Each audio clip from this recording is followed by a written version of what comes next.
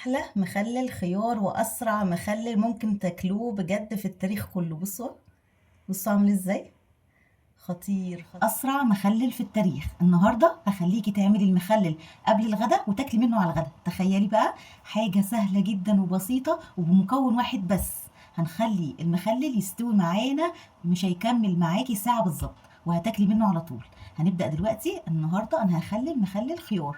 الخيار من اسرع الحاجات اللي بتستوي في التخليل. طبعا لو قطعناها هيبقى اسرع بكتير. انا دلوقتي مقطعه الخيار زي ما انتم شايفينه كده، الشرايح بالمنظر ده كده، وبشرت معاه جزرتين مبشورين، وقطعت معاه كام قرن فلفل كده حراقين. لو انت بتحبي الحراق حطيه، ما بتحبوش مفيش اي مشكله. قطعت معاه كام قرن فلفل كده حراقين. قسمت القرن الفلفل الى 3 قطع او 4 قطع لو القرن كبير شويه. قطعنا الكلام ده كله كده مع بعضه، وبعد كده دلوقتي هنحط عليه بقيه المكونات اللي هتطعم لنا الكلام الجميل ده مع بعض. يبقى 3 معالق من الملح، معلقتين كبار من السكر، فصين توم مفرومين، معلقه صغيره من حبه البركه، وربع معلقه صغيره من الكركم. هنزل بالكلام ده كده على الخيار، وبعدين هنزل عليهم بتركايه كده بتخلي المخلل بتاعنا في حته تانية. حوالي 3 معالق من هريسه الشطه، حراقه بارده اللي موجوده عندك استخدميها. وعندي 3 ليمونات هنبدا ان احنا نعصرهم كده عليها.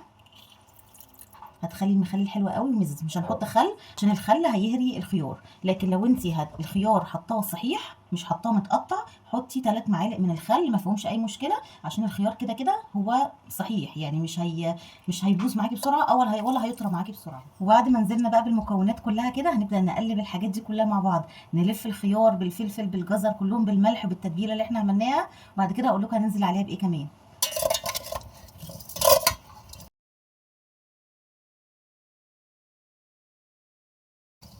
ريحته اصلا جميله. بعد بقى ما قلبنا الخيار كده وخليناه بالتتبيله الخطيره اللي قدامكم دي، بقى تحفه ريحته وشكله خطير، ما عايز يتاكل اكل من دلوقتي. هنزل عليه بقى بميه سخنه. الميه السخنه هي اللي هتخلي لي الخيار يستوي في اسرع ما يمكن، هتخليه لونه هيغير في ثواني، ولونه وطعمه هيستوي بسرعه جدا. يلا هنشوف كده دلوقتي. بقى معانا ميه بتغلي زي ما انتم شايفين كده، وهنزل على الخيار. نقلب بقى الكلام الجميل ده كده مع بعضه. اللي انا حطيتها دي كده بالمنظر ده، احنا هنحطه في برطمانات ونحتفظ بيه في التلاجة، وقت ما نعوز ناكل منه هنطلع منه ونرجعه تاني التلاجة. دي كده الطريقه بتاعت الحفظ بتاعته، لكن ما تسيبوهوش بره كده علشان برده ما يبصي، عشان الميه السخنه، وهو هيستوي بسرعه جدا في الميه السخنه دي، فالتلاجة هتخليه يقعد معاكي فتره اطول. وانت طبعا ما تكتريش الكميه، علشان اللي هو بيتعمل في ميه سخنه بيتهري اسرع، فانت تعملي على قد ما هتاكلي، وبعد كده برجعي اعملي تاني. وبعد ما حطينا الخيار في البرطمان بقى بالشكل الخطير ده، بصوا شكله حلو ازاي. هنحتفظ بيه بقى في التلاجة ونطلع منه على الاكل على طول، ما تسيبوهوش بره، خلوه في التلاجة. بس ايه رايكم في شكله؟